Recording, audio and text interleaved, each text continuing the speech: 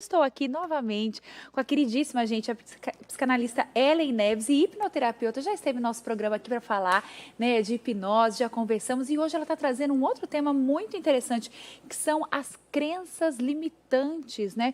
Como isso no seu dia a dia, coisas que estão lá no seu inconsciente, coisas passadas podem te limitar a ter uma vida melhor.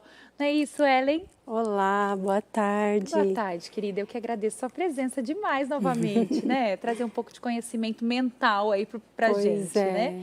Muito bacana. O que seriam essas crenças limitantes?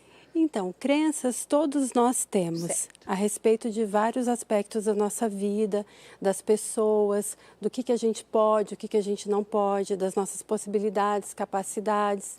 Então, todos nós temos crenças. O problema é que algumas nos limitam Certo. diante dos nossos objetivos. Então, você pode carregar uma crença durante anos na sua vida e não identificar que ela é uma crença limitante. Certo. Até que você decide por um objetivo e sente dificuldade em ter um comportamento necessário para atingir aquele objetivo. Muito provavelmente uma crença está te limitando aí. Então, as crenças, elas são as nossas verdades individuais, são ideias, são significados que a gente dá às coisas, às pessoas e às experiências. Tudo que a gente acredita são as nossas crenças. Interessante, né? Lembrar o pessoal de casa, né, que pode mandar o WhatsApp, mandar a sua pergunta, a sua dúvida. A Ellen vai bater um papo aqui com a gente e pode responder também a sua pergunta. Ellen, essas crenças, nós vamos formando ela durante as crenças durante a vida, durante a infância. Como que funciona? Tem as crenças de senso comum, que são os Certo. chamados ditos populares, então é que a gente ouve muito, crenças também que vem até nós através da mídia, através de autoridades médicas, religiosas, professores. Então tem essas crenças, as crenças que a gente copia dos nossos pais, que são as crenças chamadas hereditárias. Então, a gente vê os nossos pais fazendo e a gente acaba repetindo numa repetição de padrão de comportamento. Tem as crenças que são criadas através das experiências que a gente viveu. Correto. Então, a gente vive uma experiência e a crença, ela, por si só, ela é generalista. Então, é uma experiência que você vive e você acaba generalizando para outras áreas da sua vida. Certo. Por exemplo, no caso, relacionamento. É isso que eu ia te perguntar, para você me dar um exemplo. Tem assim, aquela mulher que passou por um relacionamento difícil e já fala, homem não presta, nunca mais vou me relacionar com homem nenhum. Exatamente, mais ou menos isso, assim. exatamente. Certo. E o problema é que a crença ela acaba virando um filtro de realidade. Tá. Então, por si só, ela já é uma profecia autorrealizável. Certo. Quando você acredita piamente em alguma coisa, todo o seu sistema vai colaborar para que aquilo seja verdade para você. Então, você acaba se envolvendo em situações que vão comprovar aquilo que você já acredita. Certo. E daquelas primeiras crenças que você falou, que são aquelas que a gente cresce vendo os pais falando, repetindo, dá um exemplo também para a gente dessas crenças, para a gente entender. Porque a gente tem ali coisas muito ligadas também ao ensino da religião, né? A coisas que em relação a casamento, a filhos. Dá um exemplo ali para a gente entender melhor. Olha, você falou de casamento, então a pessoa ela pode crescer aprendendo uma crença de que casamento é algo indissolúvel, Certo. que ela não pode se separar, né, por uma questão religiosa, ética, moral, enfim. E aí ela se envolve mais para frente, ela carrega essa crença a vida inteira. Casamento, uma vez casada, vou ter que morrer ao lado dessa pessoa, porque o que Deus uniu, o homem não separa. Né? E aí ela vai, segue a vida e aí depois de um tempo ela começa a apanhar do marido, vamos supor. E aí Ou um ela relacionamento abusivo de uma outra forma, que não seja só física, exatamente, né? porque existem vários tipos de abuso. Então ela se vê, a crença, ela encontra um impasse. Impede ela. Exatamente, porque ela se vê ali limitada naquela situação.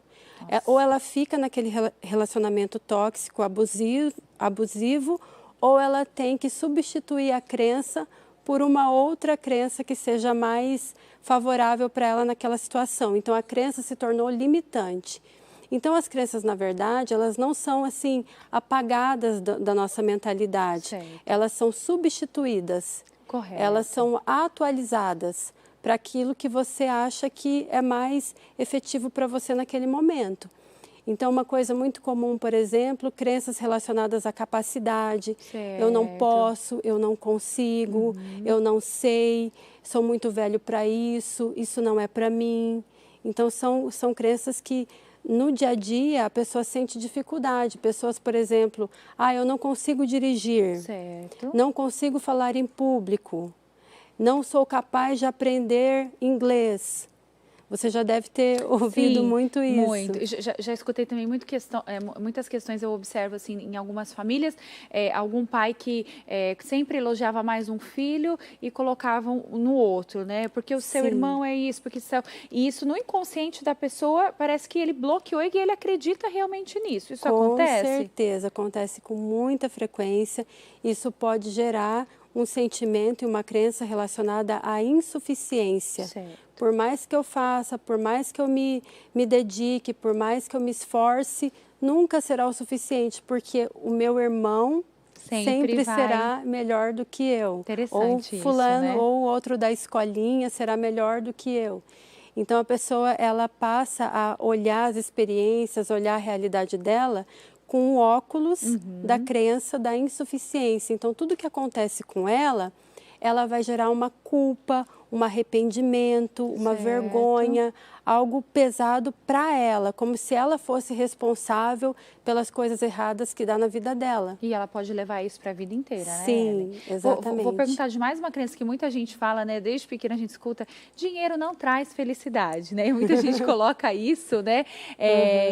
Muito assim, interessante, dinheiro não traz felicidade, às vezes até uma culpa em ganhar muito dinheiro de algumas pessoas. Exatamente. Isso acontece também, né? Tem muitas crenças limitantes relacionadas a dinheiro e que dificultam a prosperidade financeira das pessoas. Certo. Porque existe também um cunho religioso aí por trás, de que para que você seja uma pessoa humilde, para que você seja uma pessoa generosa, você não pode querer acumular bens materiais. Então tem essa questão também muito forte religiosa. Dentro da religião, né? Dentro da religião.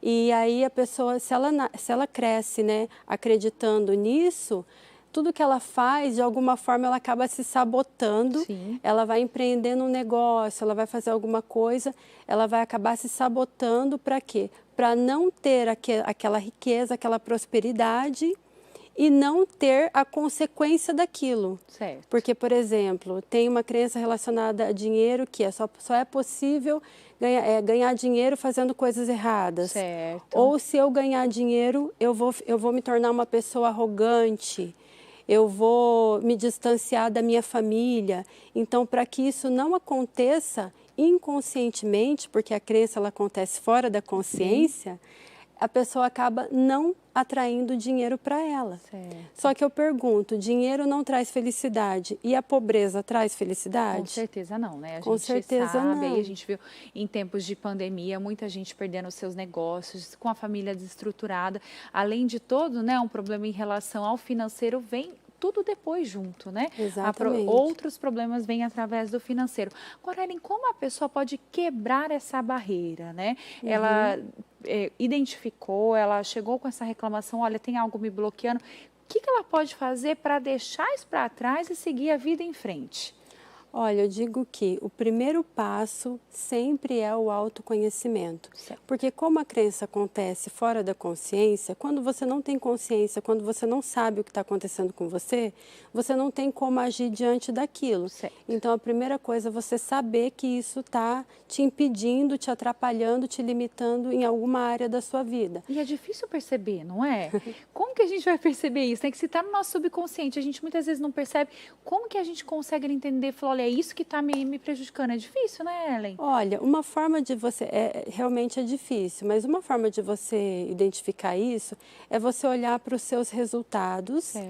aqueles que você acha que não estão de acordo com o que você gostaria na sua vida. Certo. Tudo, né? Família, saúde, Exatamente. dinheiro, tudo, né? Olha para as áreas da sua vida, que nem você falou, trabalho, família, relacionamento, financeiro, e vê o que está diferente daquilo que você gostaria. Que você almeja, né? E aí, diante daquilo, você vai identificar que existe um comportamento em você que você não está conseguindo ter para que você possa alcançar o resultado que você gostaria. Legal. E aí a pergunta é, por quê? Por quê? Da onde vem, né? É mais difícil também entender, né? Então, quando você faz a pergunta por quê, você busca a motivação, você encontra a crença. Certo. Então, por exemplo, uma pessoa que ela é muito prestativa, ela faz tudo para todo mundo, menos para ela. Ela pode dizer assim, não sei dizer não. Sim. Não sei dizer não, eu já ouvi muito isso, né? Não consigo dizer não. E aí você pergunta, por quê? Por que você não consegue dizer não? Aí a pessoa pode dizer assim, porque se eu disser não, eu vou decepcionar as pessoas, vou frustrá-las. Mas o que vai acontecer se você fizer isso? Eu posso ser abandonado. Entendi. Ou as pessoas não vão gostar de mim, ou não vão me aceitar, né? Então, qual que é a crença? Se eu disser não, eu vou ser abandonado. Entendi. Então, a pessoa, o que ela faz? Ela substitui aquilo. Por quê? Porque toda vez que ela diz sim para o outro, dizendo não para si mesmo, ela está se prejudicando. Então, ela pode fazer um exercício de mudança de comportamento, no sentido de que o que é melhor eu acreditar para que eu possa melhorar os meus relacionamentos e o meu estado interno. Eu posso acreditar que eu posso dizer não quando o sim vai me prejudicar de alguma forma. Certo. E aí ela começa a exercitar isso na vida dela. No começo é um pouco difícil, porque existe um padrão de comportamento automatizado. E ele tem que ser quebrado, né? Tem que ser quebrado. Existe uma resposta condicionada. Então, ela vai criar uma nova trilha neural. Certo. Ela vai criar um novo caminho. E ela vai fazer isso de uma forma proposital no começo. Sim. Mas depois de tanto que ela faz, isso acaba se tornando o novo automático dela. Muito bom. Isso que eu ia te perguntar, tem muita gente que às vezes identifica sozinho, fala, não, mas eu vou mudar, eu vou fazer diferente, ela até começa. Mas como está ali no subconsciente, muitas vezes não dá nada certo, né?